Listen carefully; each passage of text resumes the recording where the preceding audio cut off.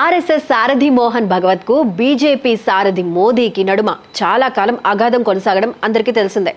మోదీ మీద భగవత్ పలుమార్లు పరోక్షంగా పంజులు కూడా వేశారు. 75 ఏళ్ల వయో పరిమితి వంటివి కూడా. మొత్తానికి సంధి కుదిరినట్లుంది.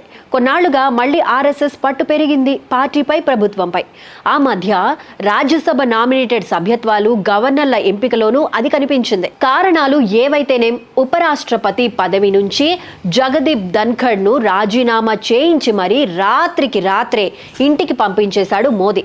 ఇప్పుడు ఉపరాష్ట్రపతిగా ఏకంగా ఒక ఆర్ఎస్ఎస్ ప్రచారక్ ను తీసుకోబోతున్నారనే వార్తలు వినిపిస్తున్నాయి ఢిల్లీ సర్కిళ్లలో. మాజీ ఉపరాష్ట్రపతి వెంకయ్యనాయుడు ఢిల్లీలో మోదీ నివాసం, ఆర్ఎస్ఎస్ కొత్త బిల్డింగుల నడుమ తిరుగుతూ ఏవో కీలక ప్రతిపాదనల మీద మధ్యవర్తిత్వం చేస్తున్నట్లు కూడా వార్తలు వస్తున్నాయి, తెలుసు కదా. ఇంతకీ ఉపరాష్ట్రపతి పోస్టుకు హఠాత్తుగా వినిపిస్తున్న ఆయన ఎవరు అంటే శేషాద్రి రామానుజాచారి. తంజావూరు బ్రాహ్మణ మూలాలు, పుట్టింది ముంబైలో. 4 ఏళ్ల వయసు నుంచే సంఘ్ శాఖకు వెళ్లడం అలవాటున్న ఆయన ఎమర్జెన్సీ బాధితుడు, జైలు పాలయ్యాడు కూడా. BCom, LLB, MA, PhD. చానాళ్లు ఆర్ఎస్ఎస్ పత్రిక ఆర్గనైజర్ కు ఎడిటర్. ప్రస్తుతం బీజేపీ జాతీయ కార్యనిర్వాహక కమిటీ సభ్యుడు తను. గతంలో బీజేపీ ప్రధాన కార్యాలయంలో విదేశీ వ్యవహారాల సెల్ అధిపతిగా కూడా వ్యవహరించారు.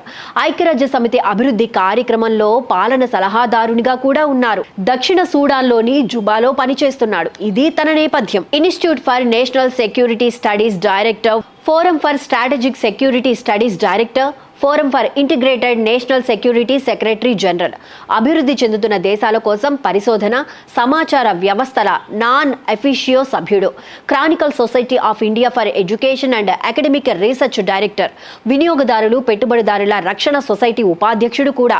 మోదీ ఆర్ఎస్ఎస్ సూచించే ఈ పేరుకు ఆమోదముద్ర వేస్తాడా, ప్రత్యామ్నాయ ప్రతిపాదనలు ముందుకు తీసుకువస్తాడా తెలియదు. కానీ ఏకపక్ష నిర్ణయం మాత్రం ఉండకపోవచ్చు. ఎందుకంటే ఎంపీల సంఖ్యాబలం రీత్యా బీజేపీకి ఎన్డీఏ పక్షాల అభిప్రాయం, సమ్మతి కూడా అవసరం అవుతుంది. బహుశా ఈ విషయంలోనే పలు పార్టీలతో సత్సంబంధాలు ఉన్న వెంకయ్యనాయుడు ఇతర సీనియర్ నేతల సేవలు తీసుకుంటున్నారేమో.